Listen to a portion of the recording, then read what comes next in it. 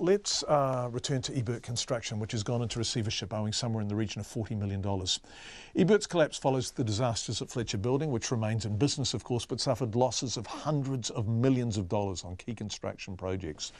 This morning we went to an Ebert's Construction site in Auckland and spoke to subcontractors owed everywhere between tens of thousands of dollars and hundreds of thousands of dollars. No one was prepared to talk to us on the record as they waited to hear what their position is. Obviously they don't want to antagonise the receiver. So we spoke to the receiver, John Fisk of PwC.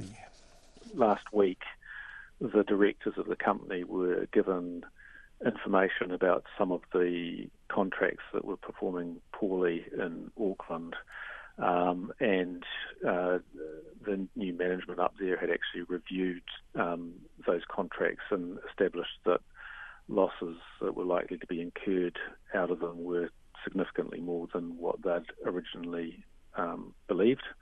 And as a result of that, the directors acted quite responsibly and appropriately given the circumstances, and they passed a resolution that the company couldn't continue to trade and requested that the bank appoint receivers. So it wasn't that the situation has suddenly deteriorated, it's that someone new has assessed it? New management in Auckland, yes. That's what we've been told, is fresh set of eyes on the contracts and establishing exactly what the position was. The directors were given new information that they hadn't been aware of.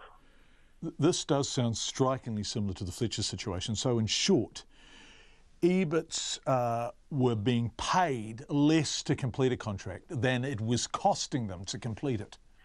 Well, that's what's turned out to be the position. And with these big commercial contracts, things can change very rapidly because they're dealing with reasonably skinny margins and big numbers, so things can turn very quickly. A number of the contracts that they've got on are multi-million-dollar contracts.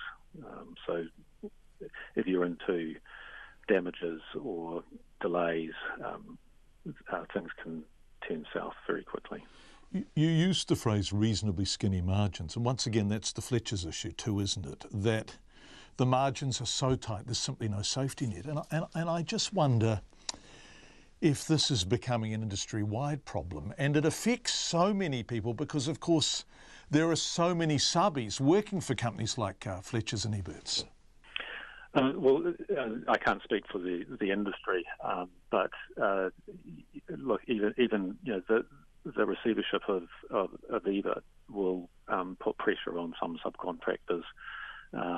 They'll have missed out on probably 2 months of claims. And that can put significant pressure on those businesses to pay the wages and meet the obligations that they have. So, there is always going to be a knock-on effect from this sort of thing. Is it too soon to say how much those subbies are owed in total? We've got some initial information from the company. It looks like there could be up to $40 million that's owing to creditors in total, but that number will need to be reviewed, and we'll have a better idea on that as the receivership progresses.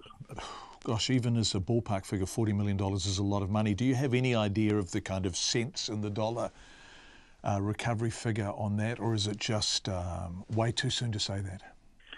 It's way too soon to know that. Clearly there are contracts that were making significant losses, but then there is also some contracts that have been quite profitable. What we're really focused on now is to get the best out of the situation and see what we can recover. But in terms of whether there's going to be money for unsecured creditors at the end of the day, I can't answer that at the moment. Of course, not only is $40 million owing, but there are subbies, huge numbers of subbies with their gear on Ebert's sites. So everything from cranes to concrete equipment to basic building equipment. And not only are these people not getting paid, they can't go and earn money because they can't get their equipment. When will they be able to get on the sites and get their gear off?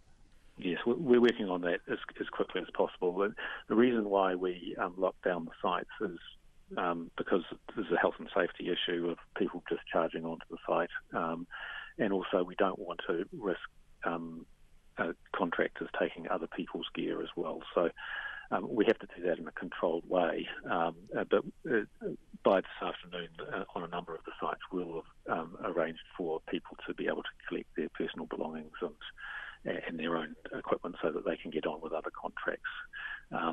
Some sites might take a bit longer, depending on what's involved and the complexity of any issues that we face.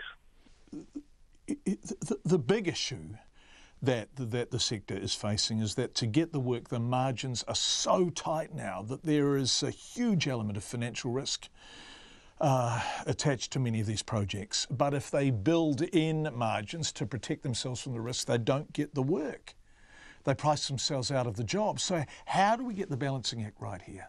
Yeah, it's a good question, and it seems ironic that there is so much demand out there for the work at the moment, and yet there are places that can't make money. Now, I obviously see the worst end of it, because by the time we get involved, there are major issues. But it does suggest that there is change that's needed, and efficiencies and better practices and better resources put into this to avoid these sort of things happening. But in my career as an insolvency practitioner, over the years, there's been a steady flow of construction companies that we've dealt with. That's John Fisk from PwC, who is acting as the receiver